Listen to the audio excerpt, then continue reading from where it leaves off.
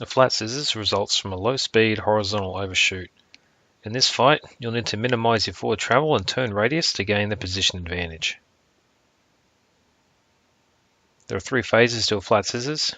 You have a nose-to-nose turn, a reversal, and then a lead turn. These three phases will repeat until the fighter gains the advantage and ends the scissors. The flat scissors can occur from any kind of one-circle fight, so we're going to generate one at the pass by turning into each other. So as we look over the shoulder, you can see the bandit is turning into us. This is the nose-to-nose phase. Now before we overshoot the bandit's flight path, we're going to do an unloaded reversal. The unload is when you lower the nose to create a 0G condition, at which point you can roll much faster. Then we pull and put our lift vector behind the bandit in our lead turn, but as he reverses, that restarts the nose-to-nose phase and we begin again. Reversal, lead turn, he reverses, now it's nose-to-nose. Now if you're winning the flat scissors, the bandit is going to stay in front of you and your lead turn phase is going to become a lot longer and your nose-to-nose phase is going to be a lot shorter. Eventually you'll reach the point where you're in phase with the bandit, and this is where you can counter any maneuver he makes and stay in control of the fight.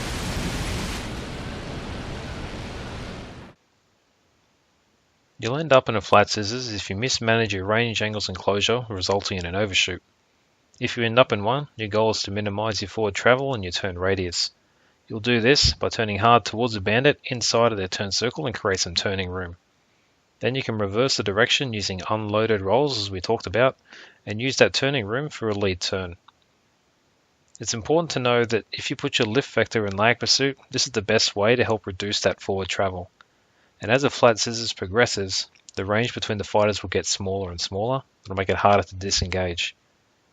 If you can have a roll rate advantage, this will be very helpful for you, as this will let you reverse and change directions faster than the other guy.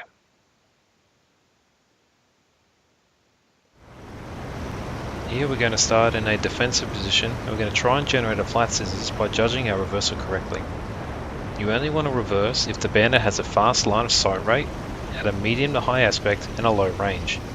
And as the bandit overshoots and goes behind us, we reverse and hopefully generate a flat scissors. If we can do that, then we can continue the flat scissors to get ourselves in phase and then kill him.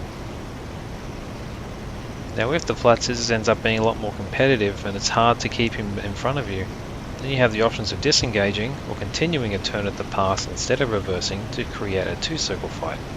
But we'll look at those in a minute. If you're in a flat scissors defensively, you're the fighter who's going to be out in front. With this in mind, you need to outperform the bandit and the scissors, escape, or redefine the fight into two-circle in order to survive. To do this, you need to judge your reversal correctly and force the bandit to overshoot your 3-9 line. But you can only do that by understanding the criteria to do so. You need to pay attention and see if he has a high line of sight rate across your tail. He needs to be medium to high aspect and is close enough to force the overshoot. If these aren't met, then you should consider disengaging or redefining the fight back into two-circle. If you are to reverse without the bandit meeting these criteria, then you're going to help the bandit kill you. So now we'll start again from a defensive position, and this time we're going to look at how to disengage.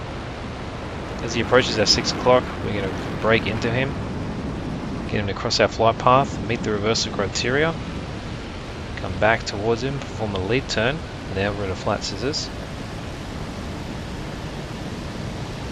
Reversing again and coming back, and it looks like we're not really winning this, so we're going to disengage. We're going to try and take away the turning room that he has at the next pass, and pull and bring him to our 6 o'clock position, roll it out, then we're going to do an unloaded extension.